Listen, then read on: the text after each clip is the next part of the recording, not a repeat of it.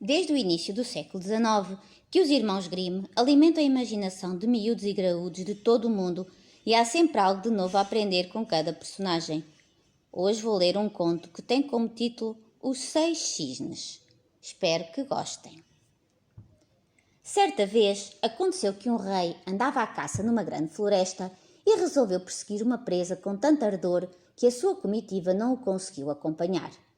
Chegada a noite, ele parou e olhou em torno e percebeu que se perdera. Tentou encontrar o caminho de volta, mas não conseguiu. Foi então que viu uma mulher muito velha de cabeça a abanar que foi ter com ele.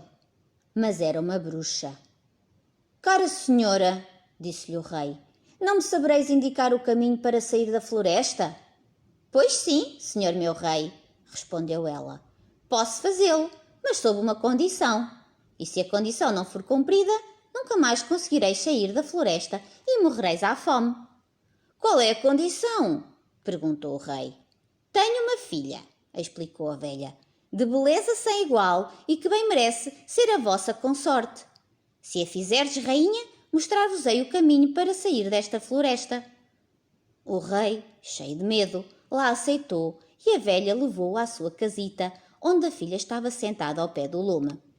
Ela recebeu o rei como se já o esperasse e o rei viu que ela era realmente muito bonita, apesar de não lhe agradar e de não conseguir olhar para ela sem sentir um secreto horror.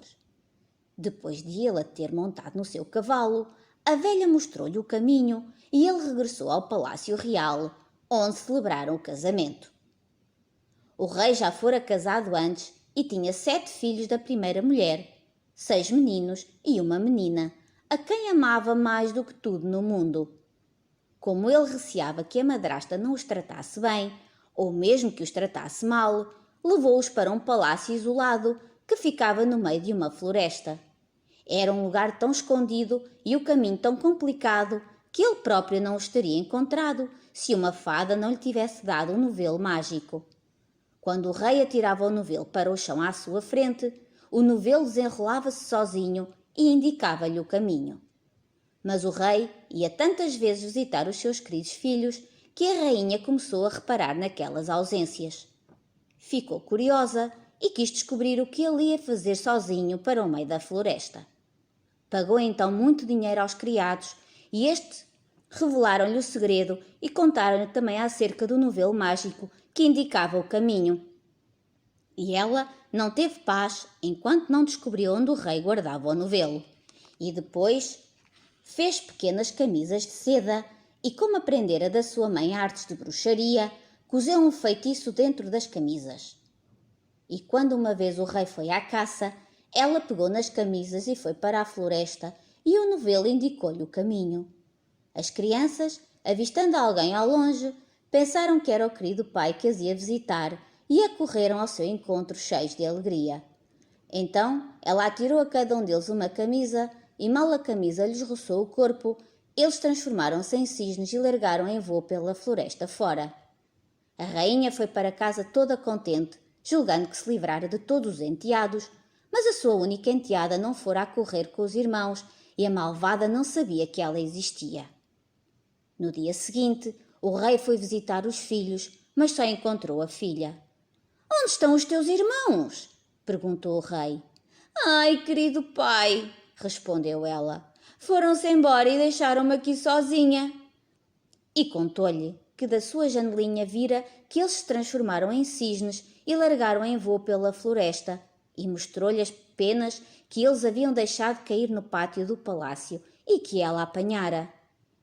O rei ficou triste, mas não pensou que tivesse sido a rainha a cometer aquele ato maldoso.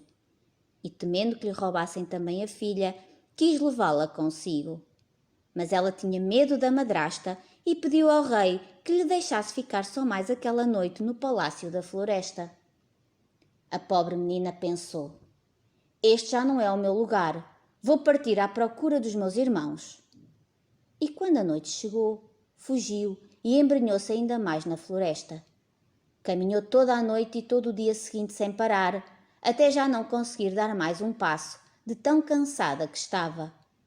Foi então que avistou uma choupana.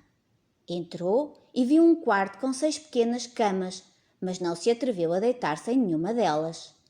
Enfiou-se debaixo de uma cama e deitou-se no chão duro, planeando passar aí a noite. Mas quando o sol estava prestes a pôr-se, ouviu um ruído e percebeu que 6 cisnes entravam a voar janela dentro. Pousaram no chão e puseram-se a soprar uns aos outros e assim fizeram cair todas as penas e a pele de cisne despiu-se do corpo deles como uma camisa. A menina olhou para eles e reconheceu os irmãos. Ficou muito contente e saiu de esconderijo debaixo da cama. Os irmãos não ficaram menos contentes ao verem a sua irmãzinha, mas foi alegria de pouca dura. Aqui não podes ficar, disseram-lhe. Isto é um covil de ladrões. Se eles cá vierem e te encontrarem, matam-te. E vocês não me podem proteger? Perguntou a irmãzinha. Não, responderam eles, porque só podemos despir a nossa pele de cisne durante um quarto de hora todas as noites e durante um quarto de hora vestir a nossa forma humana. Depois transformamos-nos outra vez em cisnes. A irmãzinha chorou e disse: Então, e não há maneira de vos libertar? Não, não, responderam eles. É demasiado difícil. Durante 6 anos não poderás falar nem rir e terás de nos cozer 6 camisas da Açucena. Basta que uma única palavra escape da tua boca e todo o trabalho terá sido em vão. E mal os irmãos acabaram de lhe o explicar, terminaram o quarto de hora e eles voaram janela fora. Mas a menina estava firmemente decidida a libertar os irmãos, nem que lhe custasse a vida. Deixou a choupana, embrenhou-se na floresta, subiu para uma árvore e lá passou a noite. Na manhã seguinte, colheu açucenas e começou a cozer. Falar não podia e rir não lhe apetecia, e assim ficou sentada de olhos postos no trabalho. Já há longo tempo passara quando aconteceu que um certo rei andava à caça na floresta e os seus caçadores deram com a árvore onde a menina estava sentada. Chamaram-na e disseram: Quem és tu? Mas ela não deu qualquer resposta. Vem cá abaixo, disseram-lhe. Não te vamos fazer mal. Ela limitou-se a abanar a cabeça. Como eles se insistissem, ela atirou-lhes o seu colar de ouro, julgando que dessa forma a deixariam em paz. Mas eles não desistiram e ela atirou-lhes o cinto. E como isto também não funcionou, atiraram-lhe as ligas. E como isto também não funcionou, foi atirando tudo o que tinha até ficar só de camisa. Mas isso não demoveu os caçadores, que subiram à árvore, pegaram na menina e a levaram ao rei. E o rei perguntou: Quem és tu? O que fazes em cima da árvore? Mas ela não respondeu.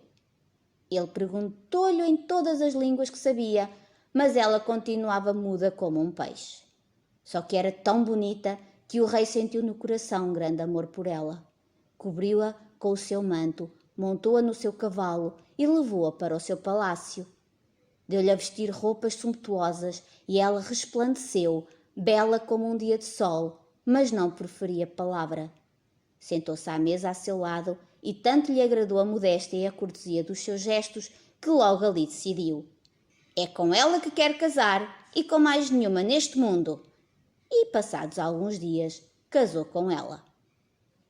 Mas o rei tinha uma mãe malvada que não estava satisfeita com o casamento e falava mal da jovem rainha.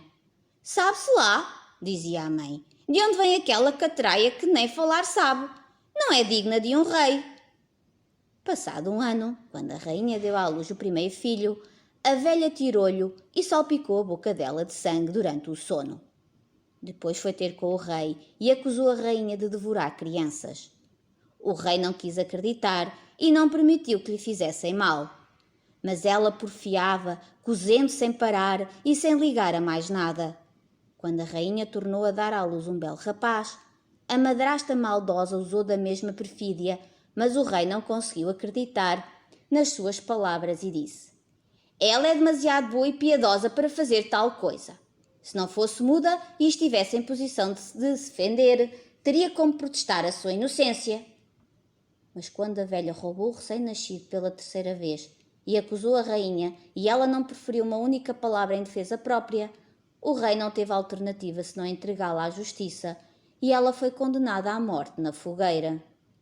O dia da sentença também era o dia em que chegava ao fim o período de 6 anos durante os quais a rainha não podia falar nem rir e os seus queridos irmãos se libertavam do poder do feitiço. As 6 camisas estavam prontas, faltando apenas a manga esquerda da última camisa. Enquanto era levada para a fogueira, a rainha colocou as camisas no braço estendido. Já estava amarrada ao poste e o fogo ia ser acendido quando ela ergueu o olhar e viu 6 cisnes que voavam na sua direção. Percebeu que estava prestes a libertar-se e o coração dela encheu-se de alegria. Os cisnes aproximaram-se de maneira a ela lhes poder atirar as camisas. E mal as camisas lhe roçaram o corpo, as peles de cisnes caíram e à sua frente surgiram os irmãos em pessoa e eram sãos e esbeltos. Só ao mais novo é que faltava o braço esquerdo e tinha ao invés uma asa de cisne nas costas. Beijaram-se e abraçaram-se e a rainha foi ter com o rei, que estava completamente atônito, e começou a falar e disse: Querido esposo, agora já posso falar e revelar-te que sou inocente e fui falsamente acusada. E contou-lhe da perfídia da velha que roubara e escondera os 3 filhos. E mandaram trazer os 3 filhos para grande alegria do rei, e a madrasta malvada foi atada ao poste e reduzida a cinzas como castigo. E o rei e a rainha, com os seus 6 irmãos, viveram muitos anos em paz e felicidade. E Vitória, Vitória, acabou-se a história.